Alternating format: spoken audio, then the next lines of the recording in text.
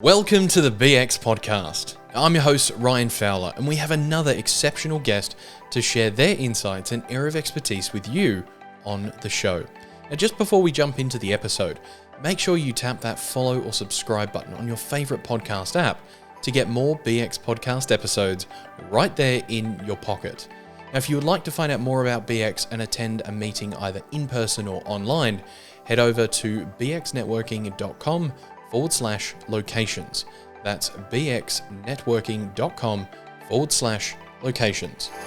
Steve is a marketing strategist, copywriter, coach, speaker, and the author of 2 books that have sold across Australia, Europe, and North America.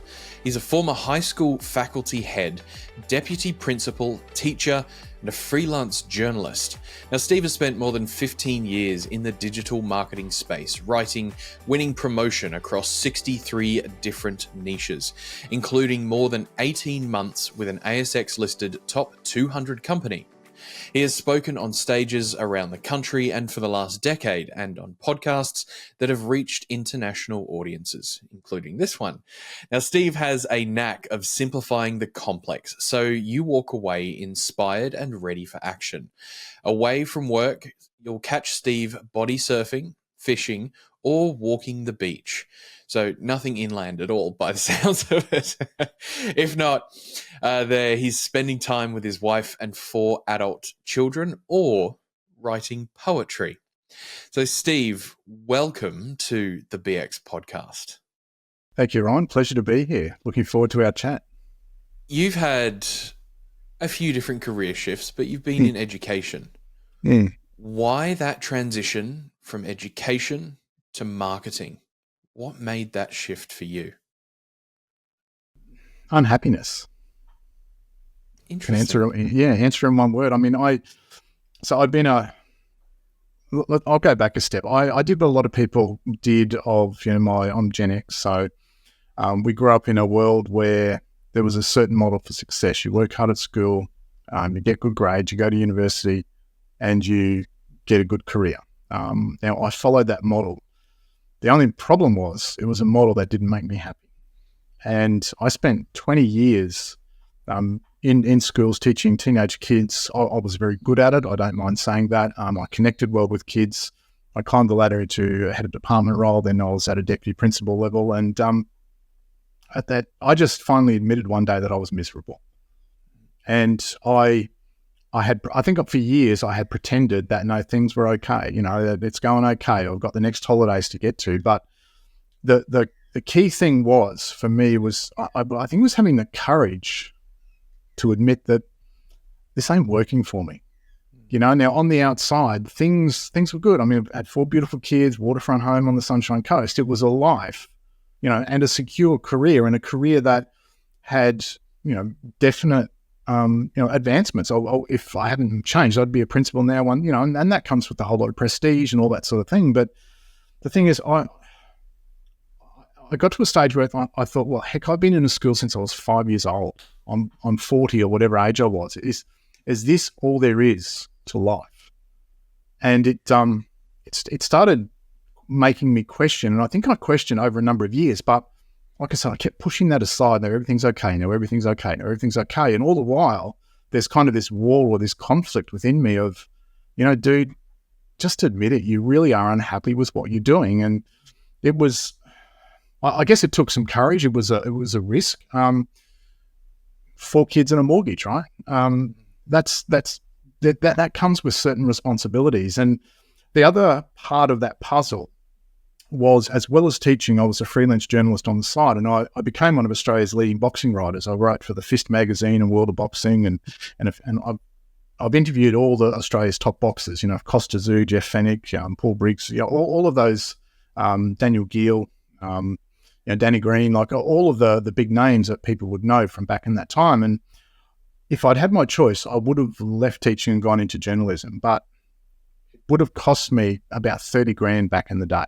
And when you've got 4 kids and a mortgage, taking that kind of a pay cut was, I just couldn't do it, right? It was just not realistic. And like everyone, I'm on a lot of people's mailing lists, and I got an email one morning inviting me to, I think it was called the Dream Information Publishing Seminar by the late great Ted Nicholas.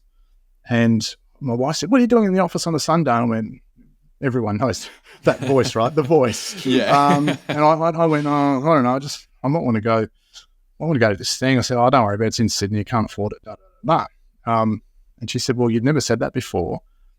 If you think you should go, you should go." No, it's all right. And again, I played that game with myself of shouldn't I, Anyway, I eventually went. And there's a couple of interesting things, right? The guy sitting next to me was a guy many of you may have heard of, a guy called John Gian, right?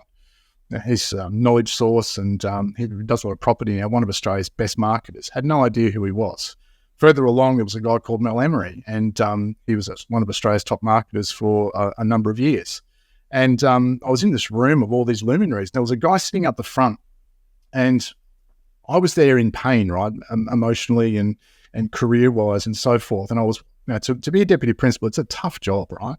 I was getting up at 5:30. I was getting home at 6. I had no energy left for the kids. It was a tough existence, dealing with a lot of conflict, and I was probably earning, I don't know, 95, 100 grand, something like that back in the day. And there was a guy sitting up the front. He said, "Oh, yeah, look, I worked from home. I've got 4 kids. I earn over 6 figures, as a copywriter." I went, "Hang on, writer, I can write. You've got 4 kids, over 6 figures, working when you want. Hang on, what's this life? What's this other thing?" And so I went, I think they call it stalking now, but I went and made a nuisance of myself and said, "Man, can you teach me what you do?" Thankfully, he said yes, and the rest is now history. And that was Brett Thompson. Some of you may have heard of Brett. Working with him changed my life. Then I went on to, I took Brett's place as Mel Emery's copywriter I was there for 8.5, 9 years. Learned a hell of a lot, traveled the world, going to a lot of America, a lot of Dan Kennedy seminars, traveling Australia, in interesting times. And so I was able to take, I guess, an innate skill that I had with writing, learn how to use it in a marketable way, and make money with it and change my life. And I think one of the key things is that I intuitively knew from my journalism days of how important the headline was, how vital getting attention was. And it was it was almost a seamless transition. And I think it's easy to dismiss that and say, "Oh, it's easy for you. You were a writer, da-da-da-da-da." But I had to throw out just about 80% of what I knew as a writer to become a copywriter, because it's a very different field. And so that, I guess in a short way, the short answer is I was unhappy. And that's how we've come full circle. And it was, people go, "Wow, you're brave. It must have been really risky." Yeah, it was. But I think the other thing too is that, when you're in the middle of something, you kind of adjust in the middle of it. You don't really step back, or at least I didn't really step back and go, "Oh, what if this doesn't work?" I was just in it, boots and all. And I always say that and note to self, when you commit to something, it's surprising how much the universe opens doors for you and puts you in places where otherwise you might have been. So, does that answer that question, Ryan? I hope it does. And it ties perfectly into what I'd like to ask next, which is, before leaving teaching, it sounded like you had a lot of scarcity around you, especially internal conversation that was happening. How has your risk profile changed from being the teacher version of you to where you are now, after what seems like at that one event, that one key moment within that first Sydney-based event? And it's funny how our partners push us to do certain things at times. Yeah. They kind of get this intuitive knowing of, "I've not seen him do this before," because I know my partner does it to me. "I've not seen him do this before. I'm going to give him a nudge." And it might be out of the blue. They might have never given you a nudge before, but it's that one nudge that you go, "Huh, someone's got my back." Yeah. And you get that little bit of confidence boost to just take that step into the fear and have that courage. So your risk profile for, let's talk emotional, career-based risk here. from teacher to where you are now, having done this transformational journey, what does that change look like? I would like to say that I am much more willing to take risks now. However, I'm just wondering if that's true. And the reason I say that is I was asked this on a podcast maybe a month ago, and they said, from all the changes that have happened in your life, what's one thing that you learned or would change? And my answer just really instinctively was take more risks. People might go, well, you took the ultimate risk of leaving a secure government job, right? 6-figure secure government job. Happy days, right? Don't have to do anything. Yeah, but it was probably more of a risk to stay there and be unhappy for longer. So you're dead right. I grew up with that fear scarcity mindset, right? Of get a good job, get a career that you're safe in, and then everything will take care of itself. What I've come to learn is that nothing is ever all good or all bad. Everything in life mirrors nature. And what I mean by that is that we have summer and we have winter. We have night and we have day. If you want to stay in the safety of whatever government career that is, that will have certain parts of light or day, but there will also be nighttime there, right? Or darkness, things you don't like. In the business entrepreneurial world, there's certain amounts of light stuff, like I can do what I want. I can come and have a chat to you and not answer to anyone, right? But I don't think you've been in business and not laid there awake at night wondering where your next client's coming from, right? So there is a... you haven't lived unless you've done that, right? Exactly, yeah. You felt that churn in your gut happen. And so to couch that in terms of risks, I don't know. I still wish I was braver and I took more risks. That's still and I think like everyone, I'm very layered with things, right? I think I deal with something, but it's only on the surface. Then there's more layers to peel off and more layers to peel off and more layers to peel off, right? And so I think for me, if I'm brave enough to admit it, I could be taking more risks. And what I mean by that in this context is maybe taking more risks and playing a bigger game, or taking risks in the context of playing a bigger game and impacting not just small businesses in my little circle, but more businesses, more people around Australia, more people around the world. Why play small, And I think that is part of my risk profile that I'm continually working through. I think sometimes successfully and other times not so, I'm not perfect by any means, Yeah. I don't think the definition of perfect applies to any human being. We have small perfect moments which are perfect for ourselves, but nothing is ever completely perfect. Now, you've mentioned layers, and I want to keep digging. Oh, it's just getting scary, right? Here we go. Because I feel like so many people listening to this, like just me, listening to you say that before, I can relate to that, because I know that there's a bigger game that I want to be able to play, and I actively attempt, at least, do or do not, there is no try, according to Yoda. In actively taking steps towards the bigger game that I want to be able to play.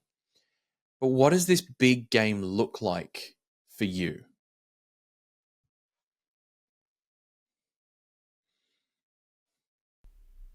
It is impacting people around the world through the power of words. That might be the spoken word, like we're doing here. It might be a workshop. It might be speaking from stage. It might be through my books, through training courses that I might run.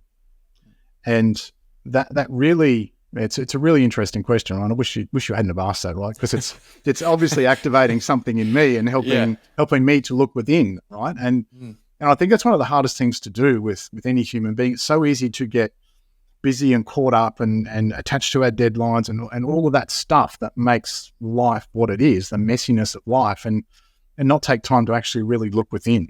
And I think for me that is a bigger reach, a wider audience.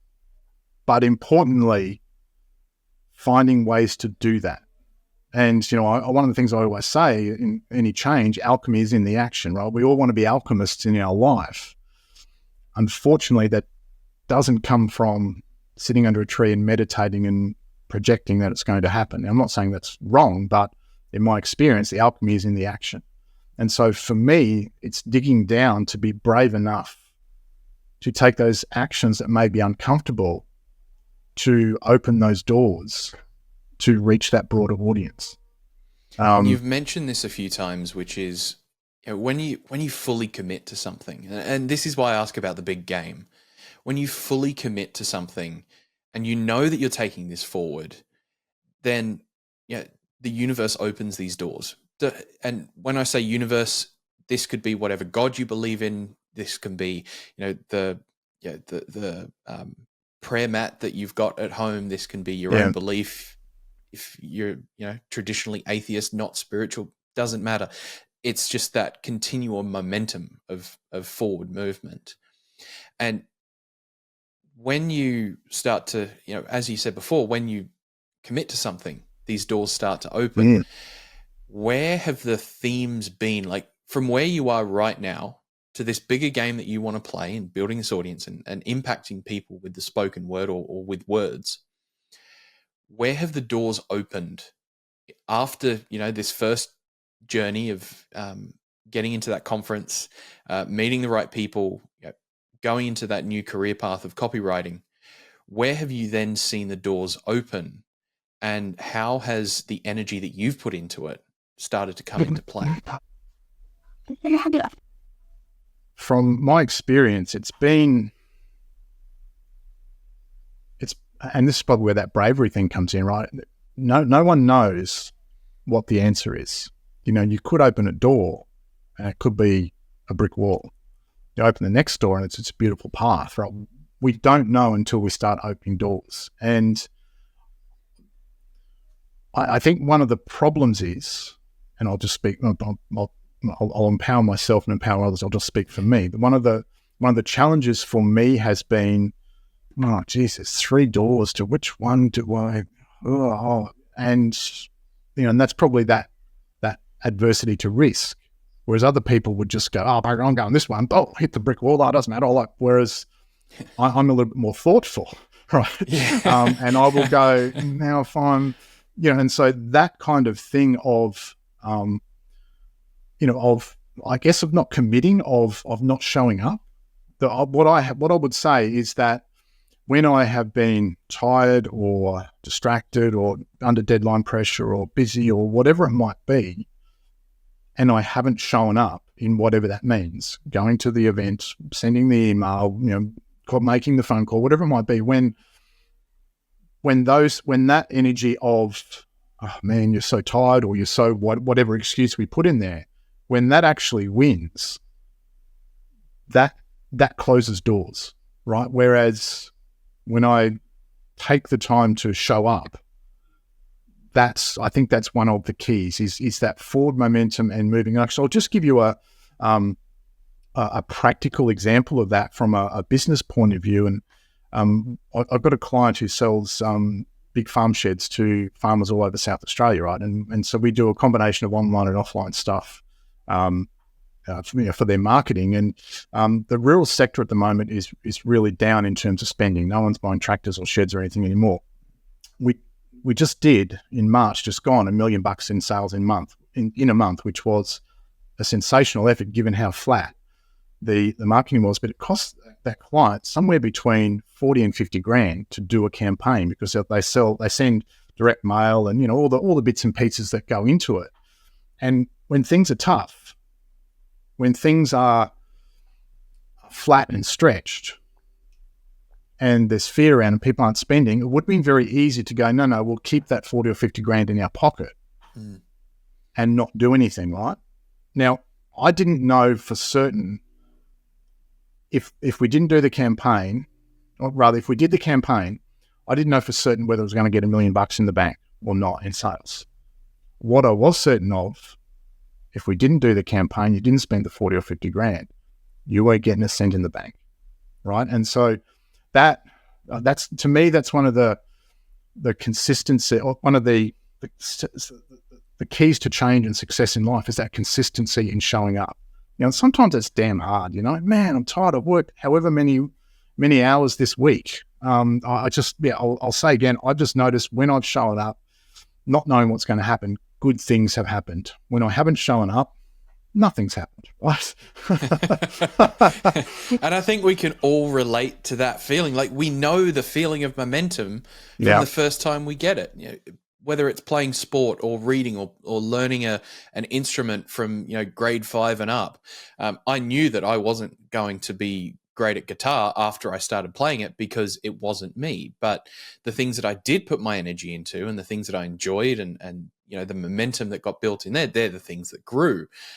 Things like business and learning, self-paced learning, finances and investing. They're periods of interest growth in myself based on momentum and the energy I put into it. And this really ties into what I know one of your strengths is the energy that we put into our business, and how this actually applies to what we do and the outcomes we create for people. So something you've brought up a couple of times here is the momentum and the energy that we put into it is kind of what we get out of it. The $1 million in sales for 40, 50 grand. That's a great return on investment. You do it every day of the week, right? Yeah. I would happily do that every day of the week to get $1 million back in the bank. That's one of those risks that we have to take. And I'm not sure, I'd like kind of your insight on this in just a second, but the Steve that was the teacher, would he have had the risk tolerance to put that 40, 50 grand into something that, whether he knew it or not, was he going to get that back? I would.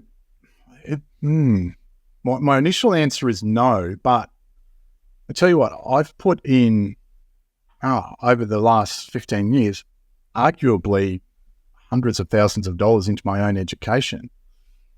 There was no certain return there. So, my initial answer is I'm still risk averse, but maybe I'm also not. Maybe I'm being a little bit hard on myself with some old thinking, some old stuff that I still haven't shifted in my energy field. And I've readily and happily invested stuff in my education to get better at my craft. So maybe my risk profile has moved. Thank you for bringing that one up, Ryan.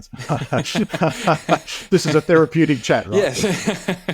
and gratefully it's recorded. The kind of the flow-on effect of this, and how this applies to the people listening to this as well, is, do you have that scarcity mindset? Do you want to keep the 40 or 50 grand in the bank but not bring in the $1 million? Or are you going to take kind of the abundance approach? And I know that this might be a little far-fetched for some, but the approach of, okay, if I can take this amount, put it into here, or if I can take this attitude and put it into the marketing that I've got, or bring in 5 new clients that all sit around X income level for me on a monthly basis, what would that do to my business? But for the people that are stuck in the scarcity mindset, that transition and that shift, what is the outcome and result that happens when you actually start to put this abundance frame of mind into the marketing that you create? I'll go back half a step. One of the things I often say, and you and I spoke about this off camera, is words are spells. In other words, what words are you saying in here that is creating a spell or a result in your life? And you talked about that scarcity mindset, and a low risk profile. Clearly, for years, I had those words spelling those results into my life. And so the second part of words are spells is change your words, change your life. And so if there's a lesson for anyone listening, I would encourage you, and I guess I've done this many times, I probably do it on a daily basis to be fair, but take inventory of your thoughts. So, we have a word in our head. Everyone's got that little voice in their head, right? We all have that. But none of us are immune to that. And what is that person telling you? And I would encourage you to look, what have been your last 100 thoughts? What have been your last 1,000 thoughts? What has been the theme in your head over the last week, over the last month? Has it been full of negative stuff? Or the economy's slowing, no one's calling, or has it been, I guess, more positive stuff, more flow, more abundance? Like, what is that conversation going on? Because here's one thing I know, and this is just from bitter experience, until I got that conversation right in my head, I was stuck in a career that I didn't like. And what are you spelling into your life? Because words spark a thought, thought becomes an emotion, emotion is the energy which either moves us forward or keeps us stuck. So, yeah, what are you spelling into your life with the words that you say? That can be really confronting too, because I don't want to look at my bad stuff, right? I want the world to see me as, look at Steve, he's fantastic, I don't want to look at the stuff that I don't like about me. And if that's even starting with my thoughts, man, that's uncomfortable. That's an uncomfortable, comfortable 5 minutes or hour of silence, right? Owning and even just accepting, you know what? I have been really negative. Why have I been so negative? What is it? Have I, and here's another thing too, is if you are being negative, what is stopping you being happy? Why are you not happy? Why are there non-happy thoughts in there? Because we could all say, oh, if I won the lotto and didn't have all these problems, then I'd be happy. Well, what are your chances of winning the lotto, right? It's 1 in 200 billion or whatever it is, right? I mean, why not be happy now? And I would challenge, and this is a challenge to me as well, what in this moment is stopping me being happy? Interesting question, right? Absolutely. It's the words going around in here, more than likely, that is stopping me from being happy. And I guess to put into a marketing context, if we are unhappy and scarce in our mind because of the words, spinning around in our heads, and we try and go to the marketplace, what sort of energy is going out into the marketplace? Would it be an unspoken, but it would be a felt scarcity, lack, and all of those negative things. So, yeah, the words are spells. It sounds really woo-woo and a bit, catchy and whatnot, but man, it's a damn powerful three-word phrase, right? What are you spelling into your life? With the voice, that little guy or girl in your head is always there. Ryan, you should have shaved today. Ryan, why aren't you wearing a coloured shirt? All of that stuff, Steve, dye your beard, right? You're getting old, whatever it might be. We've all got that guy going on, right? Mm-hmm. Absolutely. And there's this thing that I like to talk about, and are you okay if I share something here that might be helpful to kind of add to this here? Yeah, go for it. There's this thing that I like to share in terms of productivity, and it's primarily extrinsic rather than intrinsic, but it applies to the internal world just as much. And what you've just said about your own thoughts and conversations you have with yourself, for those that don't talk to each other, you must have a very quiet brain, but most entrepreneurs the talk bliss, to right? That's nirvana. Absolutely. I like to share about bunnies and vampires. And it's all around energy, and you can either be your own bunny or you can be your own vampire. And bunnies energize you, which being, the words that inspire you, give you optimism, bring you joy, and you live above that line. I know that this is something that you like to talk about, and I'll let you share on this in just a second, because I think it'll be interesting for people. But the bunnies and the words you say keep you living above the line. The vampires are the ones that drain you. They suck the energy out of the room. They suck the energy out of you. And these are the words that, give you that negative self-talk and all those kinds of things. So now what I've just mentioned is living above and below the line. This is something that you and I spoke about off air. And Dr. David Hawkins' research dives into this. And can you just share a bit more about what this is and how the output that you put in kind of reflects whether you're above or below the line? Yeah. So as you'd be aware, Dr. David Hawkins was, he's the late Dr. David Hawkins. He wrote several books, power versus force and a number of different ones. And if you Google map of consciousness, David Hawkins, you'll get a Google image come up, and it's this funnel of different levels of consciousness with, I think, enlightenment's up the top and fear and greed are down the bottom.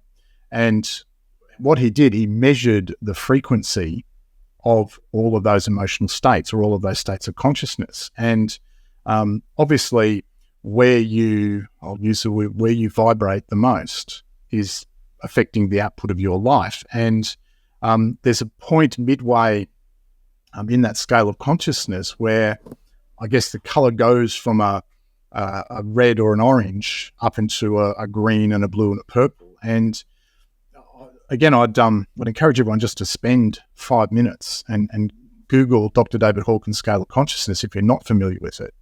And do a bit of an inventory again of, so whereabouts are you on that scale? Whereabouts are you most of the time? That might help you with that what's stopping you being happy or what's stopping you being happier conversation. It's a fascinating thing, and it can be, again, any journey within can be quite confronting in terms of, I am in that fear, guilt kind of, gosh, look how low down that is compared to some of those other things of love or enlightenment, way higher up in the scale of consciousness. And it's confronting in that, gee, am I really spending so much of my time down the bottom of that funnel? If the answer is yes, if you're brave enough, if that's true for you and you're brave enough to admit it, that can be a pivotal moment in, well, hang on, I've got to do something here to change it. And, I think for me, I think there's 3 parts to any change process, right? The first part is the awareness of, unless you're aware of something, you don't know, you just blissfully carry on. Maybe we've spoken about something here that can spark your awareness, because when you're aware of something, you see it next time, then you're in a position to do the second part of it, which is to go manual and go, hang on, there's that negative thought of, I don't have enough money or whatever it might be. And then you can do step number 3, which is an action to change that. I'm going to change that thought, cancel that thought, change that thought. And if you're one person that has a lot of these negative thoughts going on, a mentor of mine told me a really simple tool is to say, clear mind viruses. You hear a negative thought coming up, I don't have enough money, clear mind viruses, clear mind viruses, clear mind viruses. You say that 4 or 5 or 6 times, that will change your energy just like that. So simple things can change lifelong patterns if you are aware of them and if you take the time. And if you own them and take the time to then go into a manual state, it's almost like driving a car, right? Put in drive versus you just drive away versus we go manual. Got to go through the gears here, right, to bring up change in our life. So, yeah, I have found and I do find Hawkins' scale of consciousness immensely valuable in working out my energy and my frequency and how I'm showing up internally, which then obviously affects how I show up in the world. Absolutely. And to resonate on certain levels, there's and show up kind of the way you want to be seen. Sometimes some people put masks on to kind of get to that level. Yep. I think we've probably all been there. No one here, right? That's everyone else out there, right? Yeah, absolutely. And I will put my hand up and say, yes, I've done that as well. I've walked into a room and put a smile on my dial and everything's been fine and normal when that that's just not right within you. And how you show up into the world once you've kind of got this new awareness, how does that change? And what impact can that have on your business? I think how it changes is, I think that you get out of your head more and come from a heart space, right? And I think if anyone's done any kind of personal development work, you would intuitively know that stuck in our head, we're kind of anxious and urgent and fearful. Whereas when we're from our heart space, we're more powerful, but it's a little bit quieter. The flow seems to come when we come from here. So when you own your stuff and take the mask off and are able to flow authentically, I think it's almost a physical shift from here to here. And when you come from here, in my view, that impacts all of your business in terms of how you show up in the world, in terms of the things that you attract, the opportunities, the people you work with, the type of clients that you attract as well. All of those things I think change. Now that doesn't mean that, again, you just go and meditate for a bit, and not that meditation's wrong or anything, but you go and meditate for a bit and everything's fine. I mean, there are things that you have to do still, obviously, in the world in terms of getting your copyright and your systems right, and all of those sorts of things. But they're kind of, in some ways, they're the easy things, right? When things are right internally, those other things flow much easier. In my view and my experience, when I'm stuck here and trying to force things, my goodness, it seems to clog up all those 3D physical world things that we have to do to make a business run. Well, I don't know if that makes sense, but that's kind of, it's that energy from head to heart that I think makes a big difference. And I think too, if you think about people that you've encountered, you may not have ever articulated this, but if you probably can think back to go, wow, being in that person's presence, that actually made me feel good. Being in that other person's presence, and I felt a bit, a bit ick, or I didn't resonate, Whereas when I was with that person, and that is how that person is showing up, and I think radiating, whether they're stuck in their head trying to, and there's no right or wrong, and it's not a matter of judgment. It's about where are you and where can you come from to improve the results in your life. And that really ties into the proximity. You're the sum of the 5 closest people around you. And I think that's the paraphrased version of it, but yeah, that'll do. The actual energy that you have is, when you outgrow somebody, it's not necessarily just mental, it's generally on an energetic level, because you're not resonating with the negative comments, the little digs here and there, or the self-shaming, or the subtle shaming of you, and you've outgrown that and go, I need a new circle of friends. And same thing applies in what we do in business. It's the circle of clients that you have often revolves around the energy that you've put out there. Yeah, and 100%. This is probably not the marketing podcast that most people would have been expecting it to be. I think this is one of the most unspoken topics within the realm of marketing, that if you boost your energy level, if you change the game you're playing and have that bigger game, that it ties into the results that you then create. For things to change, first you must change is kind of the old saying around that. And just before we wrap up, I've got one more question that I want to ask you, and that is, when you do make this change, you start to see the results come in, the flow is there, the effect that has on you and on your family and the people around you. How big of a difference does that change truly make? Huge. I'll get a little bit personal here. I've got 4 kids, right? The eldest daughter grew up in the household where there was government job mentality. That obviously lessened with each of the 4 kids. Have a guess, and then my eldest daughter is brilliant at maths. Have a guess who her employer is. A high school? No, a government department. Now, not that that's right or wrong, and she loves what she does, but that also makes me go, Whereas the other one is a naturopath, another one works for a betting house of all things, and part-time professional gambles on the side, and the fourth one is doing a fair bit of professional gambling as well, right? More entrepreneurial. And I look at that change across the 4 kids, and I think, wow, is that how the cards would have fallen anyway, or are they reflective, each of their parts, of the environment, the energetic environment that they grew up in?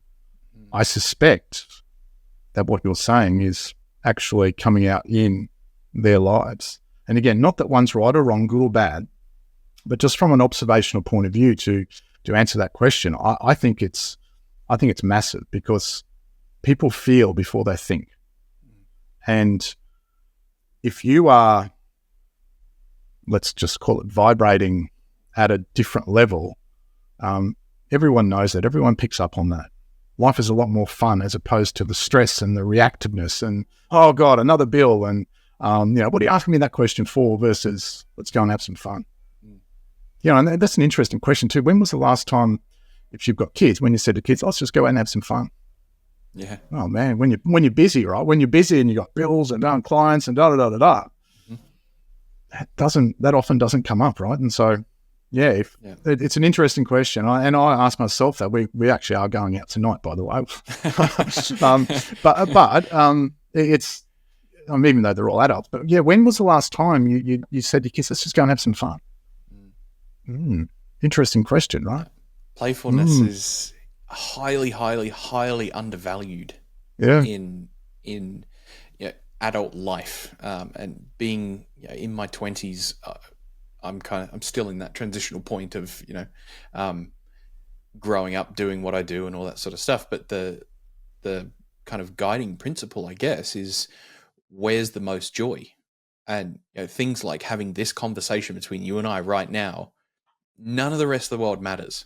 Yeah, it's just agreed. Literally right here. And it's pure presence, because these are the types of conversations that bring, joy, and it then reflects in the results that happen, and the conversation that you and I have just been having for the last 40 odd minutes. Yeah, I don't know where we went, but it was quite a rabbit hole, right? Absolutely. I think we're like in Oz at this point, quite literally and figuratively. So all of that is like those moments of pure joy. The rest of the world doesn't matter at this point. And playfulness, even if the topic is serious, playfulness comes out, and you find that joy and that those moments of happiness throughout the whole thing.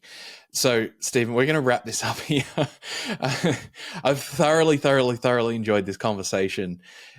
Before we wrap up, can you share with the people listening where to find out more about you, the books you've written, and what you do to support and work with people? Yeah, sure. I'll just go quickly to look, we had one quick plug. We had one prepared earlier. Here's one I have early with post-it notes everywhere. Yeah. So it is a working document, right? So it's called The Influential Marketer. You can get your copy at theinfluentialmarketer.org. I'd love to sign a copy for you. Matt Alderton's got one. Dale Beaumont's got one. And a lot of people, it sparks a lot of joy for people, because, and I'll just really quickly, it's a day per page. So it's a marketing tip per day per page. And that's what a lot of busy business owners really like, in that you can just pick up a page, spend a couple of minutes, get a lesson, and then go and apply it in your business. So theinfluentialmarketer.org. You can follow me on LinkedIn. You can follow me on Facebook. And because we haven't talked so much physical marketing stuff, if you would like to get some marketing tips in terms of emails, subject lines and headlines, the really important stuff that hooks your marketing or doesn't, right? Your reader in or doesn't. We've got a link, I think, in the notes of the show, where you can go and download a copywriting compendium that has 52 headline and email ideas, email subject line ideas, and that's for free. It's in a Google Doc, so you can easily copy and paste it and use it test it in your marketing. So there's a physical, real world marketing thing, even though we've talked more energetics of marketing. So theinfluentialmarketer.org. Love to sign a copy of your book for you, and you can go and download by clicking on the link, the copywriting compendium with 52 headline and email ideas. Otherwise, follow me on the socials of LinkedIn and Facebook. I'm not a cool, trendy kid. I'm not on TikTok. Right, you won't see me doing little funny little cat videos on TikTok. So don't go there looking for me if you're interested. Awesome. Thank you, Steve. I have absolutely loved our conversation, and I appreciate you being so open, honest, and personal with your experiences through it as well. Pleasure. I know it's been highly valuable to so many, so thanks for being a guest on the Bx Podcast. Thank you. Appreciate it. Thanks for your time, Ryan. That wraps it up for today's episode of the Bx Podcast. You can get more of the show by simply tapping the follow or subscribe button on your favorite podcast app. To join us at a live and in-person or online event, head over to bxnetworking.com/locations. That's bxnetworking.com/locations to find a meeting near you. We look forward to talking to you next time on the Bx Podcast.